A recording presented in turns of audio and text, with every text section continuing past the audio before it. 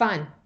Enjoyment. Yes. Enlightenment. Yes. I hope you're pouring yourself a glass of wine when you listen to these, because we certainly are drinking wine while we're doing them. Well, here you go. Yeah. There Wine we out go. of a can. I'm kidding. That was a seltzer. But anyway, well, our topic for today we would like to talk about is Developmentally appropriate practice. You're going to hear DAP. us say that a lot. Yeah, we say it over and over and over again. So we want to make sure everyone understands what we mean when we say developmentally appropriate practice, or you see DAP on tap, which is DAP, our yep. videos that we have on our website at the bar. Actually, they're not there yet because they'll be there. Yeah, they'll be there. So get ready for DAP on tap. But you know, it's kind of an early childhood buzzword. Every work world has their jargon, and developmentally appropriate practice, or DAP, is really something that's important, and we talk about it a lot, and we want to make sure you understand what it means. Yeah, and if you really want to see a good video, you can look on our videos, at our videos on our webpage, and we have a good video that talks about acronym soup, because there's lots of acronyms out there in the early childhood field, and we go over some of those. But DAP is developmentally appropriate practice, and what that means is basically looking at each child individually and meeting them where they are at. Exactly. So there you go. That's the end of the podcast. See you later. No. If you pick the words apart, your practice, or what you do with children every day, so your curriculum, your activities, I'm not going to say lessons because we're early ed, so it's your activities, your curriculum, your schedule. So your practice is appropriate to the level of development where the children are at. And even if you have all 4-year-olds who were born on the same damn day in the same damn year, they're not all the same. So within your group of 4-year-olds, you individualize to make sure that you're meeting everybody's needs. Mm-hmm. And you can also have activities that are for infants up until preschoolers. You know, things that you can put out that everybody can do. So those are some of the things you want to think about too. But with developmentally appropriate practice, it is making sure that kids are challenged, but yet not doing things that aren't appropriate for them. Or frustrated. We don't want to frustrate them. Exactly. So when people talk about, you know, getting ready for kindergarten, it's like, no, they should be ready to be 4, not 5 or 6. And if your child is 2, what do they do around age 2? And we were just talking the other night. LeeAnn's oldest child walked when she was what? Yeah, she was like 11 months old or whatever. She was younger. young, yeah, running around like a nut. My child, my first one, didn't walk until she was 15 months old. So developmentally, they were at a different place. Right. They're both fabulous and wonderful, and it doesn't really matter when you start to walk. When they started to walk had nothing to do with your life success or anything like that. We wouldn't push. Some children are very interested in letters and colors and numbers, and other children are not, and we shouldn't be pressuring them to learn those things. Bang cards together, basically. Exactly. You know? And yeah. So what we wanted you to think about when you think about developmentally appropriate practice is looking at each child, looking at what they're able and capable of doing. You want to challenge them, of course, and you want to assess them at different times, but you are not sitting there with a pad of paper jotting down every single thing that they do. I mean, that's not what it's about. It's about putting out activities, putting out things that they can do, being that facilitator of activities. So you're going to put things out that they can explore and have fun with, but it doesn't mean that everything is what you want it to be in what you are expecting from them. Right. And, you know, we joke sometimes, but we're really not joking when we say, you know, if you have a 3-month-old, you're not going to put them on a bicycle to teach them how to ride a bike, because that would be unsafe and it would be wrong and it would be dangerous and you'd be in trouble.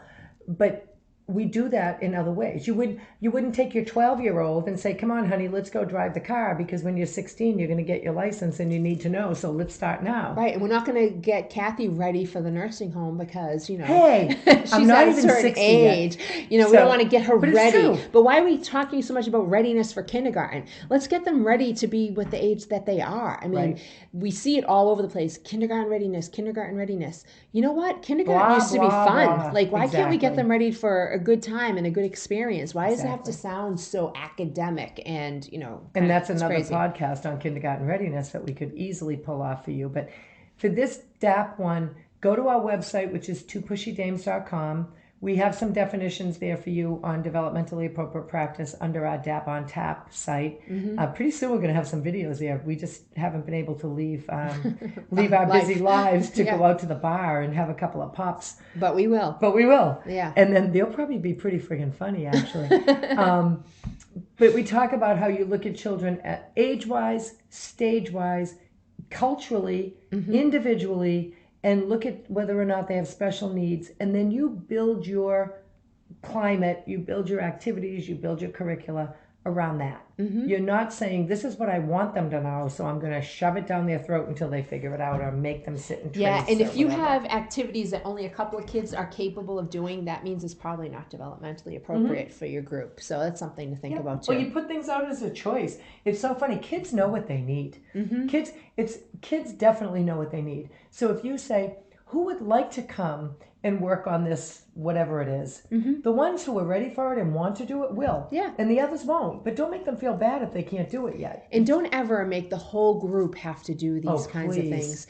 That's what happens a lot. You know, you walk into classrooms and teachers have the whole group sitting at the table doing the same exact activity. Not everyone is capable or wants to, or, you know, is ready to do that activity. And not to mention, you're setting them up to argue. You're setting them up to argue and fight, because it's nobody has enough Legos for everybody if it's Lego time for the whole class. You know. So choices are big. Choices are important when it comes to developmentally appropriate practice. Have a bunch of choices out. Let them find what interests them, and they'll take it from there. If you have developmentally appropriate activities out in different areas, they'll take it from there and they'll learn from it. Believe it or not. And you know, some of the heroes in this particular world are the family child care providers, because they care for children in their homes, in their licensed daycare homes.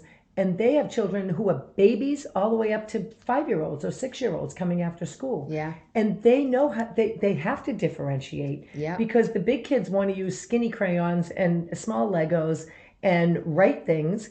And the little kids are going to stick those in their mouth and choke. So they have to be thoughtful about what's appropriate. And that skinny crayon is not appropriate for a toddler. Yep. A book with lots of fancy pages and pop-ups aren't appropriate for toddlers. And a 5-year-old doesn't want to read a board book that they can stick in their mouth. So, I mean, think about that. It just makes sense. Yeah, it's looking at each individual child, where they're at and what they're ready for, and putting out materials and I keep saying activities, but it's more about putting out things that children can explore and have fun with, and, you know, just be able to investigate, really, and take it from there. And they're going to do their own learning. You know, I always like to say teachers are facilitators. You're putting out materials for them to learn learning. Yeah. Yeah. One of our upcoming podcasts is going to be on play-based learning. How much wine have we had today? Sally, I think a no, little too I'm kidding. much. I'm just kidding. But play-based learning is really what it's all about. And we're not the ones who thought that up in this day and age. Fred Rogers knew that. Maria Montessori knew that. John Dewey knew that in 1920 something. I think Albert Einstein talked something about play as well. I think he might have too, actually. So there you go. You know, this isn't new. It's just a resurgence because of what's going on out there in the academic world with kids. So yeah. Oh, well. So be developmentally appropriate. DAP, DAP, DAP. DAP, DAP. They're not going to stick me on a walker or in a nursing home yet just because I'm approaching a milestone birthday. I'm not old. I don't feel old. I don't want to pretend or get ready to be 60. Kathy's elderly readiness skills we need to work on. Isn't that funny? Yeah.